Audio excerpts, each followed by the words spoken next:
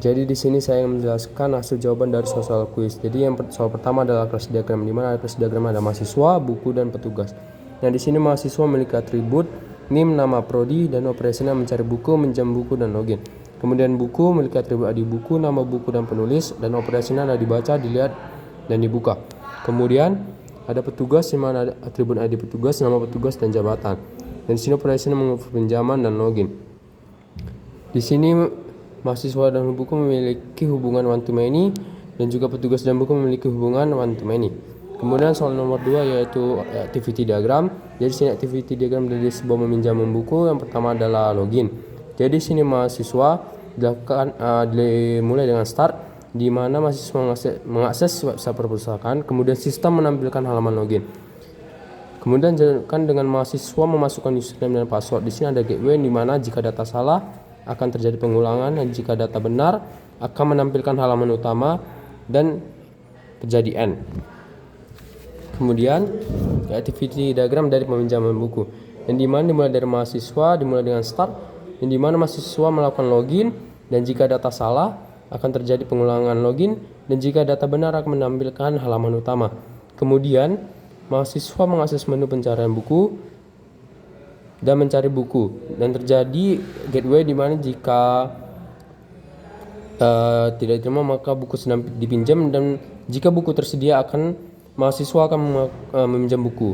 Di sini sistem mengirim notifikasi kepada petugas. Kemudian petugas melakukan login, dan dimana jika data salah akan terjadi pengulangan, dan terjadi jika data yang benar akan menerima daftar permintaan peminjaman. Kemudian memeriksa mahasiswa terjadi juga gateway, yang dimana jika mahasiswa memiliki tunggakan maka terjadi N, dan jika buku tersedia maka akan meng-approve permintaan. Kemudian sistem akan membuat record loan, di mana terjadi fork di sini, yang dimana sistem akan sekaligus mengubah status menjadi dipinjam dan mengirim notifikasi kepada mahasiswa, dan ditutup dengan join dan terjadi N. Kemudian soal selanjutnya adalah sequence diagram, yang dimana adalah mahasiswa membuka website kepada halaman login, dan kemudian halaman login akan menampilkan halaman login kepada mahasiswa. Kemudian mahasiswa akan memasukkan username dan password kepada halaman login. Kemudian halaman login akan memverifikasi data username dan password kepada C user. Kemudian halaman login akan memberikan hasil verifikasi. C user akan menampilkan halaman utama, dan jika valid akan menampilkan halaman utama, dan jika tidak valid akan menampilkan pesan error. Kemudian sequence diagram selanjutnya adalah mahasiswa masuk ke menu pencarian buku kepada sistem. Kemudian sistem akan menampilkan menu pencarian buku pada mahasiswa. Kemudian mahasiswa memasukkan kata kunci kepada sistem.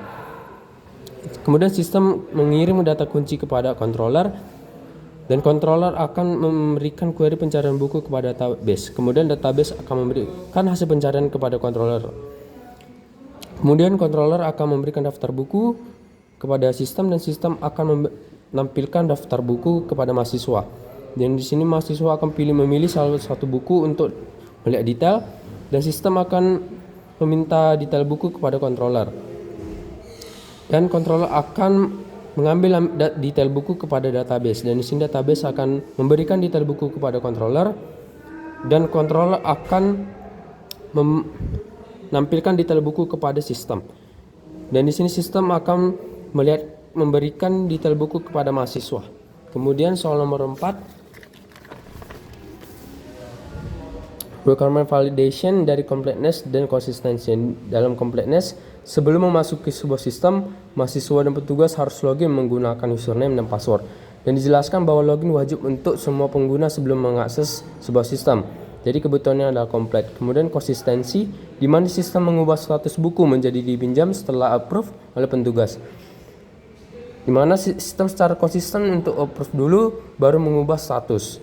Dan di sini kebutuhannya konsisten. Kemudian ada observability, di mana kita bisa melihat dengan jelas apa yang dilakukan oleh sistem dan melihat perubahan di dalam sistem saat diuji. Contohnya, saat mahasiswa login pakai username atau password salah, kita bisa melihat pesan errornya. Kemudian dalam controllability, di mana di sini mengatur berbagai kondisi untuk menguji sistem. Contohnya, jika Jika login berhasil, sistem langsung memperlihatkan nama pengguna di dashboard. Sekian, terima kasih.